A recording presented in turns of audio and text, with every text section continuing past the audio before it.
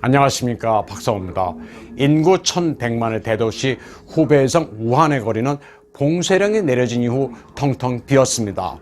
주요 도로는 다니는 차가 거의 없고 웬만한 상점들은 모두 문을 닫았습니다. 후베이 성장 왕샤오동은 우한 인구 가운데 이미 500만이 외지로 나갔고 이 가운데 상당수가 보균자라고 밝혔습니다. 열흘 정도면 베이징, 상하이, 광동에서 25만 명이 감염될 것으로 추정되고 있습니다. 전염성은 아주 강력합니다. 장시성 난창의 마취오 탕난에서는 100여 명의 우한 출신자가 발열 증세를 보여 격리됐습니다. 당장은 약도 치료법도 없으며 사람 간에 전염되는 우한 폐렴은 초대형 재난이 됐습니다. 외지로 빠져나간 우한 사람들은 물론이고 후베이 사람들은 중국 전역에서 기피 대상이 되고 있습니다. 중국에서는 자동차 번호판에 지역 표시가 되어 있고 지방마다 특유의 방언이 있어 출신지를 숨기기가 힘듭니다. 우한과 후베이인들은 급속하게 불가촉 천민 취급을 받고 있습니다. 외지에서 한 남성이 병원에 가자면서 택시를 탑니다. 그런데 승객이 기침을 하자 기사는 왜 기침을 하느냐, 우한에 간 적이 있느냐고 합니다. 승객은 우한에서 방금 왔다면서 병원에 간다고 하니까 기사는 빨리 내리라고 요구합니다. 우한이란 두 글자는 외지에서 차별받는 단어가 됐습니다. 후베이성 사람도 마찬가지인데 산시의 한 모텔에서는 왜 후베이 사람에게 방을 내주지 않느냐는 입씨름이 벌어집니다. 후베이에 가지도 않았는데 왜 방을 빼느냐고 항의하자 당신 고향으로 돌아가 검역을 받으라고 합니다. 후베이 넘버의 차량은 견인차로 끌고 가기도 합니다. 후베이 접경 지역에서는 청룡도를 든 이가 길목을 지키고 마스크를 착용한 이를 빗자루로 때리기도 합니다.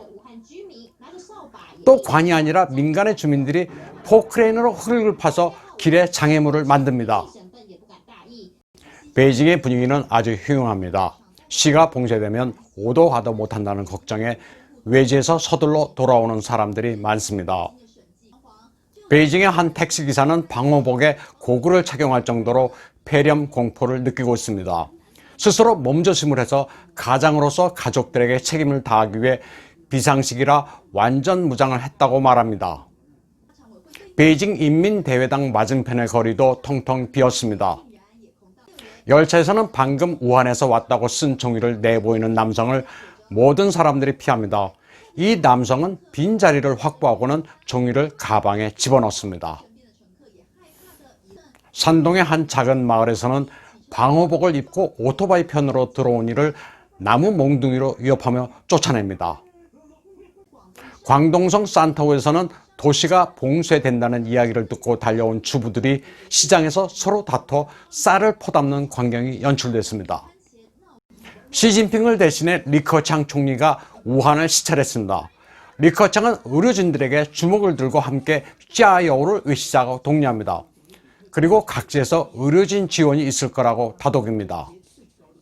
우한시장 조우셴왕은 전염병 통제를 위해 도시를 봉쇄했다면서 사태가 잘 마무리되면 직을 내려놓고 사죄를 한다고 했습니다.